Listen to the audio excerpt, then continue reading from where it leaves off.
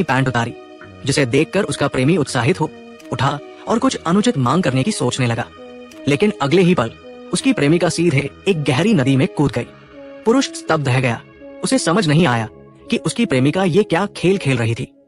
उसने चिंता से 2 बार आवाज लगाई, लेकिन कोई जवाब नहीं मिला। पुरुष को कुछ बुरा होने का एहसास हुआ, इसलिए उसने जल्दी से अपना सामान छोड़ा, तेजी से कपड़े उतारे और नदी में कूद गया। जल्द ही वो पानी की सतह पर आ गया, लेकिन फिर भी अपनी प्रेमिका को नहीं देख पाया।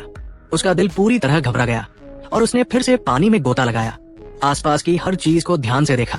कोई भी छोटी मोटी बात छोड़ना नहीं चाहता था। सौभाग्य से उसकी मेहनत रंग लाई और उसे नदी के तल पर अपनी प्रेमिका का शरीर मिला। लेकिन इससे पहले कि वो कुछ कर पाता, उसकी प्रेमिका अचानक फिर से जीवित हो गई। उसे देखकर वो पानी से बाहर निकला और उसकी घंटी जैसी हंसी सुनकर पुरुष को आखिरकार समझ आया कि ये उसकी प्रेमिका का मजाक था। फिर वो भी खुद को आजाद छोड़कर उसके साथ पानी में खेलने लगा। दोनों पानी में बेफिक्र होकर मस्ती करने लगे, जैसे 2 प्यार करने वाले पक्षी। हालांकि किसी को नहीं पता था कि वे आज जितना हंस रहे थे, कल उतना ही रोएंगे। अगले दिन दोनों खुशी खुशी नाव लेकर समुद्र में निकले, लेकिन तभी एक समुद्री पक्षी अचानक डेक पर आ बैठा। पुरुष हैरान था। उसे समझ नहीं आया कि तट से इतनी दूर ये पक्षी क्यों आया, लेकिन उसने ज्यादा नहीं सोचा और भटके हुए पक्षी को छोड़ दिया। लेकिन जैसे जैसे समय बीतता गया, पुरुष का चेहरा परेशान होता गया, क्योंकि उसे खबर मिली कि एक तूफान उनकी ओर तेजी से बढ़ रहा था।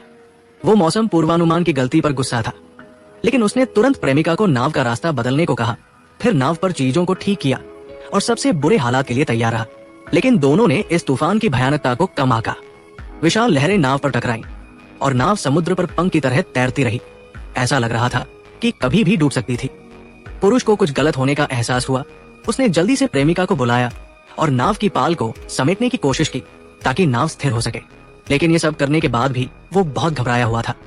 बस जमीन से मदद मांग रहा था और प्रार्थना कर रहा था कि तूफान जल्दी चला जाए और कोई और मुसीबत न आए। लेकिन जिस बात का डर था वही हुआ। अचानक एक विशाल लहर आई और पाल डेक पर गिर पड़ी। महिला का दिल ठंडा पड़ गया, लेकिन उसे मजबूरी में इसे ठीक करने जाना पड़ा, वरना नतीजे भयानक हो सकते थे। प्रेमी चिंतित था, लेकिन उसके पास कोई बेहतर उपाय नहीं था। बस दिशा को स्थिर रखने की कोशिश की ताकि प्रेमिका के लिए हालात थोड़े आसान हो जाएं। सौभाग्य से महिला ने सब कुछ सुरक्षित ठीक कर लिया, लेकिन जैसे ही वो वापस आने लगी, नाव अचानक हिली। पुरुष तुरंत मदद के लिए आगे बढ़ा और महिला किसी तरह बच गई। प्रेमी की मदद से उसने खुद को संभाला। दोनों एक दूसरे से लिपट गए और उनका डर थोड़ा कम हुआ। लेकिन उन्हें नहीं पता था कि उनके पीछे विशाल लहर तैयार हो रही थी। जब पुरुष को इसका एहसास हुआ, तब तक देर हो चुकी थी। फिर भी उसने बिना हिचकिचाहट के प्रेमिका को पहले नाव के केबिन में जाने को कहा, लेकिन वो एक कदम पीछे रह गई।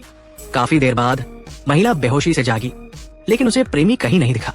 वो अपने शरीर के दर्द को नजरअंदाज करते हुए आखिरी उम्मीद के साथ डेक पर रेंगती हुई गई। प्रेमी की सुरक्षा रस्सी खींची, लेकिन वो खाली थी। फिर भी उसने हार नहीं मानी और दूरबीन से समुद्र में चारों ओर देखा।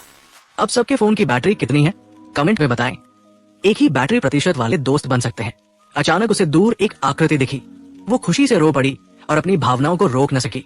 वो तुरंत ड्राइविंग सीट पर गई और नाव शुरू करने की कोशिश की, लेकिन नाव हिली ही नहीं। गुस्से में उसने दिशा बदलने की कोशिश की, लेकिन स्टीयरिंग लॉक हो गया था। उसे लगा कि प्रोपेलर में कुछ अटक गया है। उसने इसे ठीक करने की कोशिश की, लेकिन जैसे ही उसने रस्सी काटी, वो खुद रस्सी के साथ समुद्र में खिंच गई। वो हताश होकर छटपटाई, लेकिन सफेद पाल ने उसका रास्ता रोक दिया। जब उसे लगा कि वो दम घुटने से मर जाएगी, तभी पाल सिकुड़ गया और वो आखिरी मौके पर पानी से बाहर आई। ताजी हवा में सांस लेने लगी, लेकिन अभी वो राहत भी नहीं ले पाई थी कि उसे लगा कि नाव उससे दूर जा रही थी। मुसीबतें एक के बाद एक आ रही थी और उसका मन पूरी तरह टूट गया। वो रोते हुए तेजी से आगे तैरने लगी और थकने से पहले नाव के डंडे को पकड़ लिया।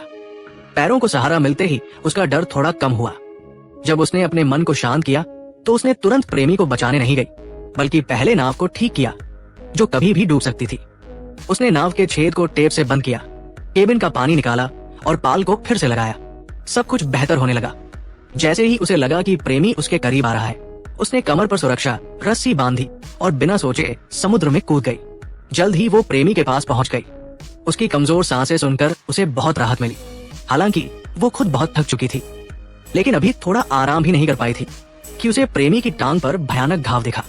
उसने अपना चेहरा प्रेमी की छाती में छिपा लिया, ये सोचकर कि उसने कितना दर्द सहा होगा। लेकिन अब वो सिर्फ 2 लकड़ियों से घाव को बांध सकती थी। उसने प्रेमी के सिर के नीचे तकिया रखा। मौत से बचने के बावजूद दोनों खुश नहीं थे, क्योंकि नाव की शक्ति खत्म हो गई थी और उन्हें नहीं पता था कि वे कब तक किनारे पहुंच पाएंगे।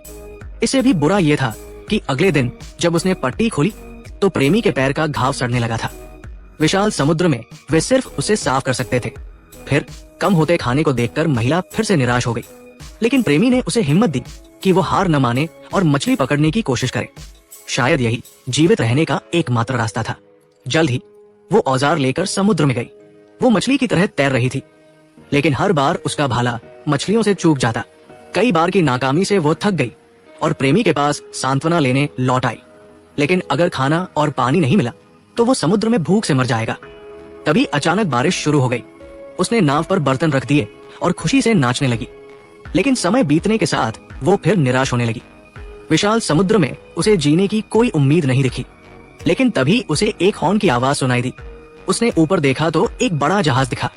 उसने बिना देर किए सिग्नल गन निकाली और जहाज की ओर कई बार फायर किया, लेकिन जहाज वालों ने उसे देखा ही नहीं और पास से गुजर गया। बड़ी लहरों ने उसकी नाव को हिलाया और उसके सिर पर निराशा की ठंडी बाल्टी डाल दी।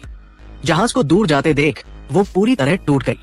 लेकिन प्रेमी ने शांत रहकर उसे सांत्वना दी कि सब ठीक हो जाएगा। लेकिन अगले दिन प्रेमी नाव से अजीब तरह से गायब हो गया। तब उसे समझ आया कि ये सब उसके मन का भ्रम था। प्रेमी शुरू से ही मर चुका था और वो अकेले खाना खा रही थी, खुद से बात कर रही थी। यही उसे अब तक जिंदा रखे हुए था। लेकिन अब खाना खत्म हो गया था और उसका सपना टूट गया। उसे खुद पर भरोसा करना था, वरना जीने की कोई उम्मीद नहीं थी। जल्द ही वो फिर समुद्र में गई और इस बार उसने मछली पकड़ ली। उसने चाकू से मछली के टुकड़े काटे और बदबू सहते हुए कच्चा खा लिया। उस पल में उसकी जीने की इच्छा चरम पर थी। 41 दिन बीत गए, लेकिन नाव किनारे तक नहीं पहुंची। वो चुपचाप डेक पर बैठी थी। उसे नहीं पता था कि वो कब तक टिक पाएगी। तभी एक समुद्री पक्षी उसके सामने आया। काफी देर बाद उसे समझ आया कि ये पक्षी सिर्फ तट के पास ही आता है। उसने कांपते हाथों से दूरबीन उठाई और सामने जमीन देखी। वो विश्वास नहीं कर पाई और खड़ी हो गई। जल्द ही दूरबीन में उसे एक मछुआरे की नाव दिखी। उसने उत्साह से सिग्नल गन निकाली और उसकी ओर फायर किया। तेजी से आती नाव को देखकर वो हाथ हिलाने लगी। उसे पता था कि इस बार वो सचमुच बच जाएगी।